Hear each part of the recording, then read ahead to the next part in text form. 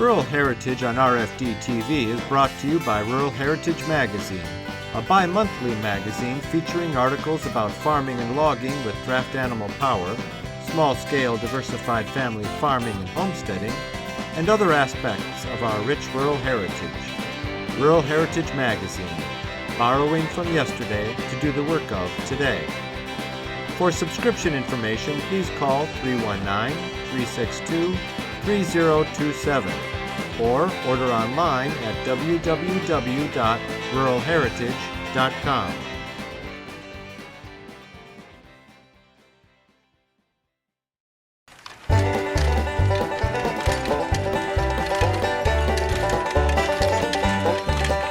Every other year, the Draft Animal Power Network hosts a field day weekend in New England where experienced and expert draft animal-powered farmers and loggers share their knowledge with the public. Here's a glimpse of a few of the many interesting and useful workshops that were held at the 2015 event. If you were going to inspect this mower to see if it's field ready, you just walked up and someone asked you to look at it, what are the things that you would look at?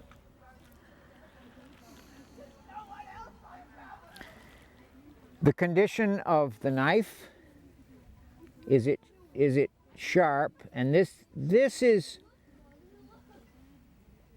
I can run my fingers over the sharp edge of the blade and it's not really grabbing my skin, so it could be sharpened a little more. I'm going to move the knife a little so that we can see the teeth, the ledger plates. The ledger plates are in the guards. These are the guards. And inside them is hardened steel with a serrated edge that's riveted on. And those serrations are, they grab the grass and hold it as the knife comes across and cuts it. I'd say these are certainly very respectable. I would not, that's not the first thing that I would worry about. At the inside here, these three guards, they aren't guards, they're stub guards. They have no point that sticks out. It's just a sharp edge. So the knife goes back and forth across just these will not plug up with hay. When you're going along and cutting, the grass falls back. The grass board, this, clears a swath that's about this wide at the outside of the row you're cutting, so that the next time you come by, the inside will have a gap to run in. If you don't have a gap and you just had these guards, sometimes the hay will plug on the guards. So by having these stub guards, it'll just cut right through it, and that works much better. What else would I look at? If I was looking at a mower that someone said, oh, this is, I was maybe going to buy it, and this is field ready, they parked it in the barn, it's ready to go now. I'd look at the wear on these wheel cleats. This one is not too worn. It's got some wear, but there's still plenty of wear left in it. I would, if I was really serious, I would take the lid off this, off the gearbox. But I come to the pitman here, the flywheel, and see if I can pull it either up and down or sideways to see if there's a bushing in here, and if there's wear in that bushing. You can replace them. it is some work. But if that bushing is worn, then you know that the mower is worn. This one is tight. This is actually a mower that I rebuilt some years ago. And I did replace this. The bushing. I'm actually going to replace the seals again here because it's leaking.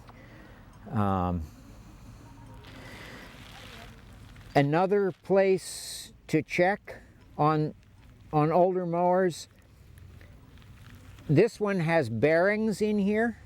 These are nice heavy bearings that I put on, but the originals came with a bushing. And I have yet to see one of those with a bushing that doesn't have slop in it, even with a brand new bushing. And that is critical. That is, in my experience, it is critical that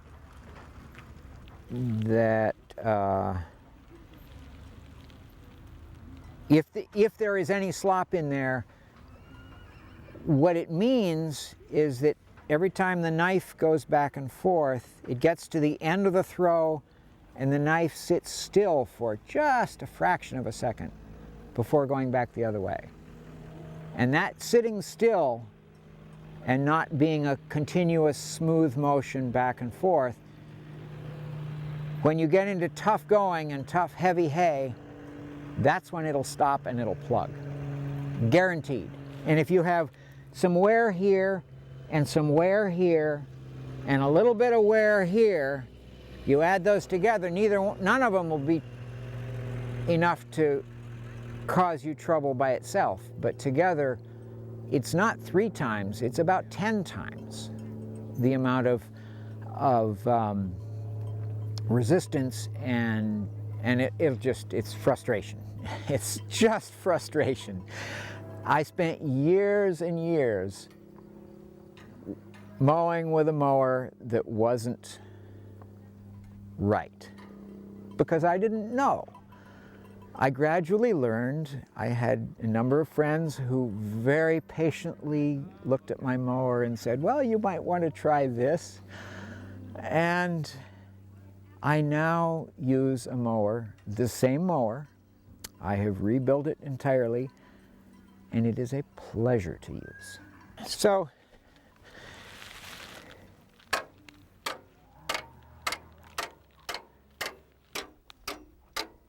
go down the line and hit every one of them. And make sure they sound all the same. And make sure that they don't move. A riding plow is a little bit tricky to adjust as far as where your point of draft is on your bridle. Because you don't have, with a walking plow, you get the gauge wheel to look at, you can see what's happening with that. This one, it kind of gets hidden a little bit because you're actually rolling the load along. A good way to check for that is get into your ground or whatever your working depth is going to be, and you should just be able to kind of just slide this wheel just a little bit. If it's pulling down on it too much, it's hard to slip. So then you want to take and move your adjustment down so you're lifting up a little bit. Because the whole idea with this thing is you want to just roll the load along. You're better off hooking too long versus too short. And it's sometimes you can look at it, if everything's nice and tight, you can kind of stand on the plowed ground, and what you're trying to do is you want a straight line between your hame staple, right down through your traces, through the bridle, down to this point right here. That's your perfect line of draft. Doesn't always happen, but that's what you're trying to strive for. And then the other thing too is on the Sulky plows, on your landslides, you basically want to be able to put your finger, 1/2 inch to 5/8 between your furrow wall and the landslide, and then underneath it too. So basically the only thing that's touching is the shear, the point of the shear and the wing. That's the only thing that's really touching the ground, versus with a walking plow, you're sliding along the ground, and that helps stabilize things too. But your wheels, your rear furrow wheel and your front furrow wheel take those side loads, and that's where they get transferred to.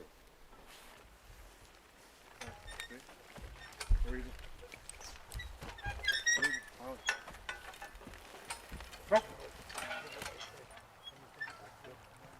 Go. Go.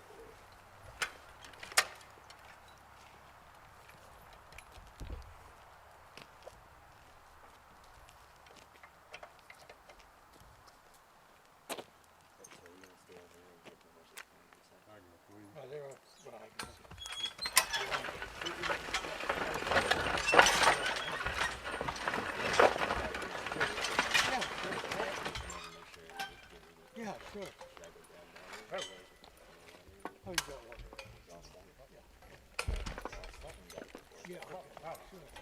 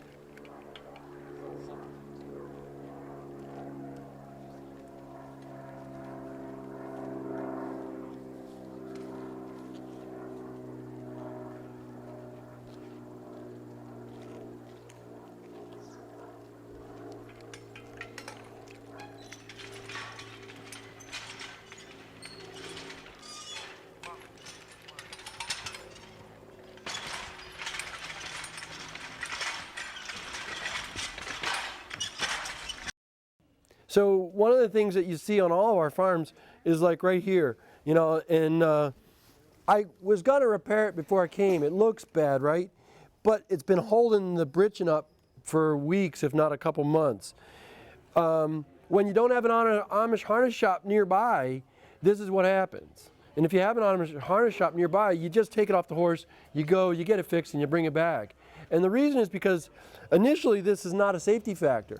But eventually it can become a safety factor because, you know, I know that this is just holding this up, but you have to watch the other parts of your harness that are more critical. And when you start to put weak connections into say the end of my tug's coming apart, and let's say I put tape on that instead of repairing it, eventually I'll pull that out while I'm working. And that's a risk. That's a risk for me and my horse and everything. And so, are there some tools that you can use that you could actually make the end of the tug safe to use again because some of the stitches have blown out or something, and until you get a chance to get it somewhere to get repaired. And I've seen lots of that, you know, and it's very important to me that we have some ways to fix these things that are strong and safe. Just the ability to punch holes in your harness is really invaluable. Because you want to be able to adjust them or your lines or something else. And it's really good to have, I've never owned any of these, but I would like some. Because the biggest problem with these things, as you all know, is it's hard to find things that will last. And if we don't keep them clean and oil them and take care of them, or we leave them out in the barn, once they're rusty, they're going to be really hard to use. So that's a good hole right there. And you can see how just by pushing on it, I push it right through. There's no slop. It's just gone right through. And then I can just do that. You don't mind if I put a ribbon in here? Ahead.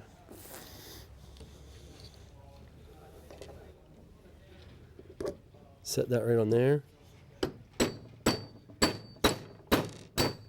It slides on once it gets going. And this is where I get it stuck, but I didn't that time. And I could have put it on a little further. I'm going to tighten it a little tiny bit.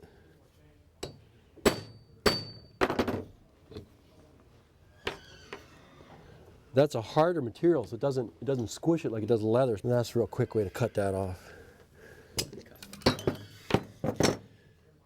And then I just take and...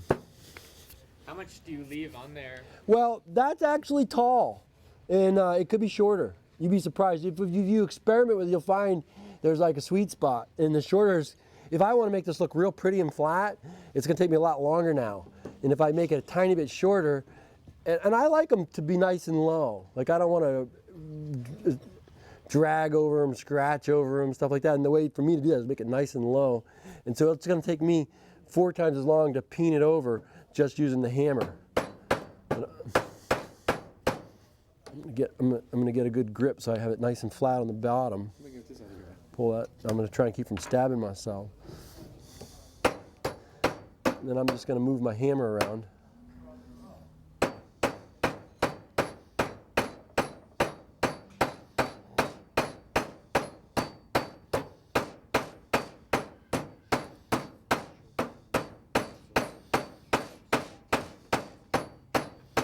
It continues to tighten while I do this too.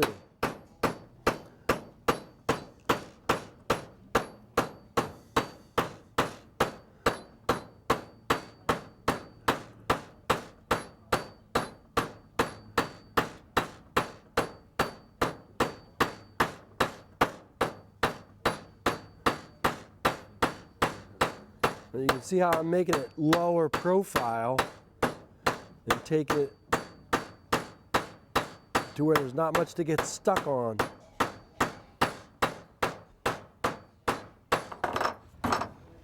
You get hired?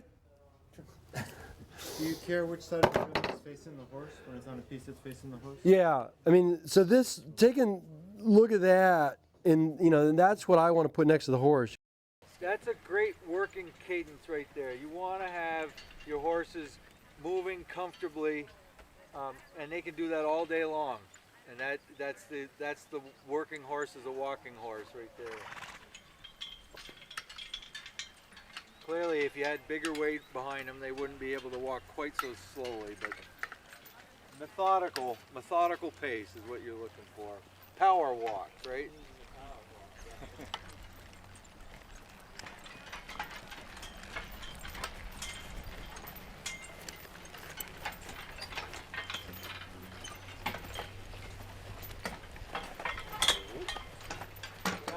To release that, you back them up and that slider rolls forward.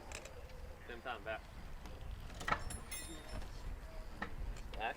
But if you can load it light and you can go 10 feet and you can stop and you can rest and you go 10 feet and you stop and you rest and go, you can do it all day long. So that's what we do. And you know, when we're in the woods with the horses, we don't have a great deal of control. I mean, if we got white pine logs that are 18 inches in diameter and they're straight and sound, we want to cut 16-foot logs out of them, and that's not a small load.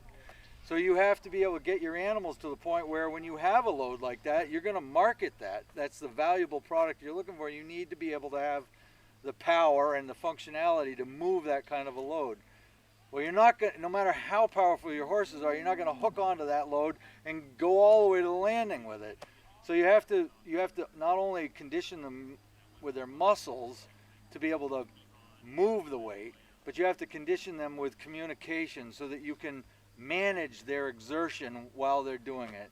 In other words, here's a flat section that they can go to there, and I'm going to take them from here to there. I'm going to stop them and rest them. But the next section is an uphill section, and I'm going to determine by the way they move it from here to there, how much effort I'm going to ask out of them to go up the hill. And it's a long, slow process, but rewarding the horses with or the cattle with a rest at the appropriate time before they're exhausted and thinking about stopping for themselves reinforces the next time you ask them, because every time you ask them, you want them to be able to give you all they have. The Swedish SV5 forwarding wagon. It's really a multi-purpose wagon, but in this case we're bringing it to highlight its use in the forest in the United States. It's made in Sweden. This is the first wagon that's come to the United States.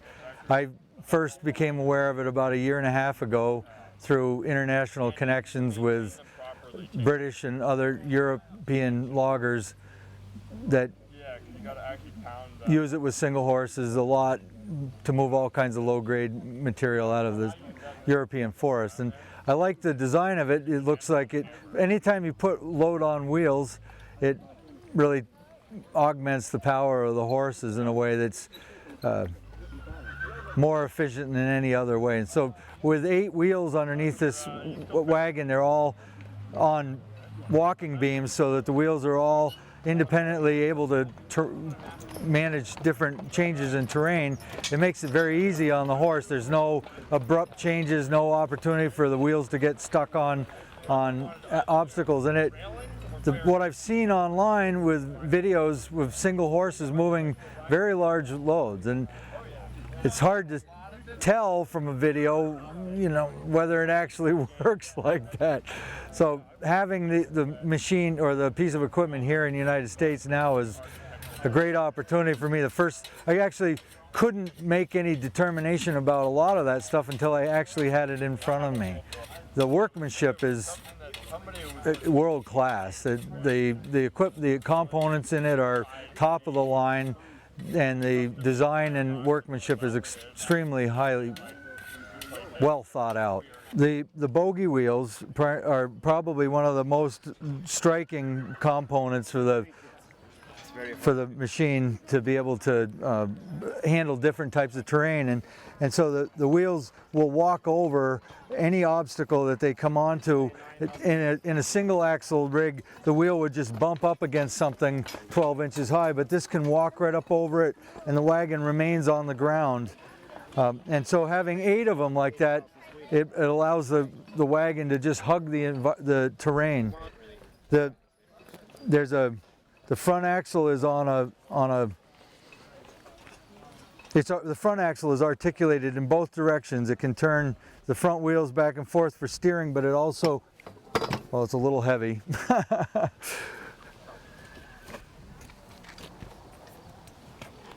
See, the back axles can be on a different slope of terrain than the front axles.